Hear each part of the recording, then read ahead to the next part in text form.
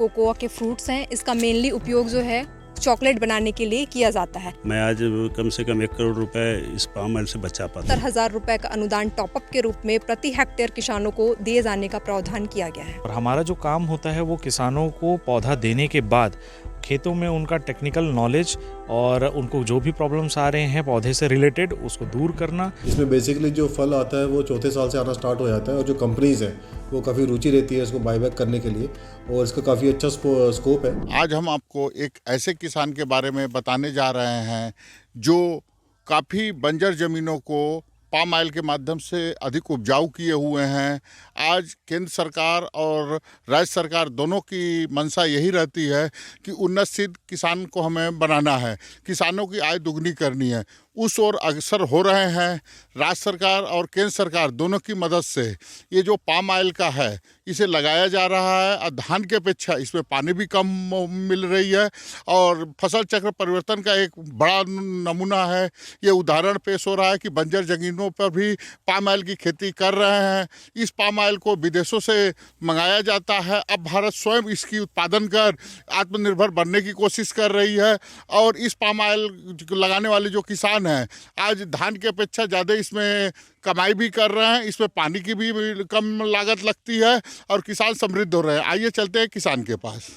महासमुंद जिले में परंपरागत धान की खेती करते हैं और दोनों फसल के रूप में महासमुंद में सर्वाधिक धान की फसल ली जाती है। इन्हीं के बीच में एक किसान हमारे साथ मौजूद हैं जो धान की फसल को न लेकर पाम ऑयल की खेती कर रहे हैं, पौधे लगा रहे हैं, पेड़ लगा रहे हैं और उससे वह लाखों कमा रहे हैं। आइए इनसे हम जानने की कोशिश करते हैं कि जिस जिले में परंपरागत धान की खेती होती है उसे छोड़कर यह पाम ऑयल क्यों लगा रहे हैं। जी, सबसे पहले तो हम आपका नाम जानना चाहते हैं। मुकेश चंद्र का नाम है। मुकेश जी, जहां हमारे ज़िले के किसान परंपरागत धान की खेती कर रहे हैं वहीं आप पाम ऑयल की पेड़ लगा रहे हैं, इसके पीछे क्या उद्देश्य है और इसकी प्रेरणा कहाँ से मिली आपको? देखिए भैया, मैं धान की खेती मैं भी करता था लेकिन बहुत परेशान था। एक तो बीमारी सबसे ज़्यादा, ऊपर से लेबर की कमी और उत्पादन उसके बाद कम होता था। तो मैं वही खोज में था कि मैं आखिर क्या करूं। तो उसी बीच मेरे दोस्त के फार्म से ये जानकारी मिली और वहीं से मैं पाम ऑयल का काम स्टार्ट किया। ये जो पाम ऑयल की आप खेती कर रहे हैं ये कितने एकड़ में कर रहे हैं और धान के अपेक्षा में इसमें क्या फ़ायदा है और प्रशासनिक क्या मदद मिलती है आपको? मैं शुरुआत 6 एकड़ से किया था सर। आज मेरे पास 77 एकड़ की खेत है सिर्फ पाम ऑयल का, और खेती का भी है, धान का भी है, बट 77 एकड़ में मैं पाम ऑयल खेती कर रहा हूँ और इसमें मुझे काफ़ी इससे मुझे मदद मिली है। मैं आज कम से कम 1 करोड़ रुपए इस पाम ऑयल से बचा पाता हूँ 77 एकड़ में। जो किसान लोग धान की फसल लेते हैं उन्हें क्या संदेश देंगे कि पाम ऑयल में कितना फ़ायदा है, क्या लागत है और कितने पानी की आवश्यकता होती है और धान में क्या होती है, दोनों में क्या अंतर है? आप क्या संबोधित करेंगे किसानों को? हम अगर धान करते हैं तो हम ज़्यादा से ज़्यादा अगर बचा सकते हैं तो 40 से 50 हज़ार बचा सकते हैं। हम आज इस खेती को करके हम 2 लाख रुपया, 1.5 से 2 लाख रुपया हम बचा ले रहे हैं और इसमें पानी भी कम लगती है, लेबर कम लगता है, दवा ववा कुछ नहीं लगता, खाद भी बहुत कम लगता है उसके अनुपात से, और इसमें सम्मान मिलता है। और यह किस ज़मीन पे होता है, बंजर ज़मीन पे कि धान वाले ही फसल पे आप ले रहे हैं इसे? ये बंजर ज़मीन में भी होता है, धान खेत में भी होता है, खाली आपको मेड़ हटाना पड़ता है, बाकी सारे ज़मीन में आप कर सकते हैं। और ये पानी कितना लगता है इस फसल पानी में? इसमें एक पेड़ को कम से कम 200 लीटर लगता है, जो बहुत कम है। धान के मुकाबले हम एक बोर से जितना धान करते हैं उसके 3 गुना हम उस ज़मीन पे इस पाम ऑयल की खेती को कर सकते हैं। तो आपने देख लिया कि महासमुंद जिले में पाम ऑयल की खेती प्रारंभ हो गई है और किसान धान की अपेक्षा इसमें ज़्यादा फ़ायदा मान रहे हैं और इसकी जो एरिया है पाम ऑयल की वह निरंतर वृद्धि होती जा रही है। इस पाम ऑयल प्लांट पर कोको के भी पेड़ लगाए गए हैं। हमारे साथ उद्यानिकी विभाग के अधिकारी हैं। आइए हम इनसे जानने की कोशिश करते हैं कि ये जो पाम ऑयल के बीच में कोको प्लांट लगाए हैं, डबल क्राफ्ट ले रहे हैं, इससे किसानों को क्या क्या लाभ दी जाती है शासन के द्वारा और क्या वो फ़ायदा होता है? जी, सबसे पहले तो आप अपना नाम बताएंगे। मैं धनीता पटेल। मैम, ये जो पाम ऑयल का प्लांट है जो किसान लगाए हुए हैं, बीच बीच में कोको पेड़ लगाए हुए हैं, तो इसमें शासन के द्वारा और इन लोगों को क्या क्या मदद दी जाती है और किसानों को तिलहन के लिए क्या क्या मतलब सहायता दी जा रही है आप लोग के विभाग से? इसमें सबसे पहले तो ये देखिएगा, ऑयल पाम का जो प्रक्षेत्र है उस पर कोकोआ के प्लांट्स एज अ इंटरक्रॉप लिए गए हैं। ये कोकोआ के फ्रूट्स हैं, इसका मेनली उपयोग जो है चॉकलेट बनाने के लिए किया जाता है।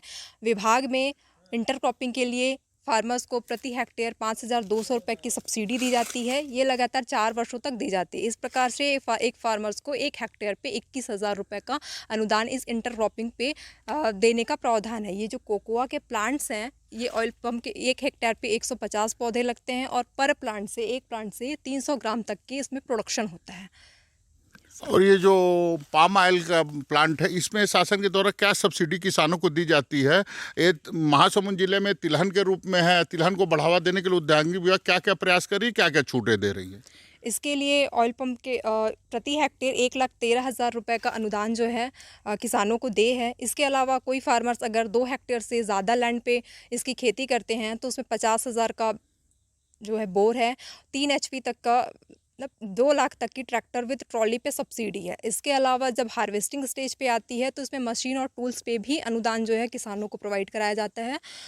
और इसके अलावा इस साल 25-26 से राज्य शासन के द्वारा लगभग 70,000 रुपये का अनुदान टॉपअप के रूप में प्रति हेक्टेयर किसानों को दिए जाने का प्रावधान किया गया है। तो आपने देख लिया कि धान की अपेक्षा अगर दलहन तिलहन पे किसान जाते हैं तो शासन की सब्सिडियों का भी लाभ ले सकते हैं। महासमुंद जिले में पाम ऑयल लगाने के लिए जिस अनुबंधित कंपनी से महासमुंद में गवर्नमेंट ने डील की है, आइए उनसे जानने की कोशिश करते हैं कि किसानों के लिए क्या क्या चीज़ प्रोवाइड कराते हैं ये लोग। जी, सबसे पहले तो आप अपना नाम बताइए। जी नमस्कार, मेरा नाम सिद्धार्थ चंदाकर है और मैं यहाँ पे अम्मा पाम ऑयल प्लांटेशन की तरफ से हूँ। और छत्तीसगढ़ में सेंट्रल गवर्नमेंट की तरफ से हमारे पास टोटल 10 ज़िले हैं जिसमें हम कार्य कर रहे हैं और इसमें एक महासमुंद भी है। और हमारा जो काम होता है वो किसानों को पौधा देने के बाद खेतों में उनका टेक्निकल नॉलेज और उनको जो भी प्रॉब्लम्स आ रहे हैं पौधे से रिलेटेड उसको दूर करना, और तत्पश्चात जब पौधे में प्रोडक्शन चालू हो जाता है तो प्रोडक्शन को उनके खेत से ही परचेस करने का अनुबंध हमारा सेंट्रल गवर्नमेंट से हुआ है। महासमुंद जिले में काफ़ी ज़्यादा मात्रा में धान लगाई जाती है। आप लोग लंबे समय से जिले में काम कर रहे हैं, किसानों में क्या परिवर्तन देखने को मिल रहा है आप लोगों को?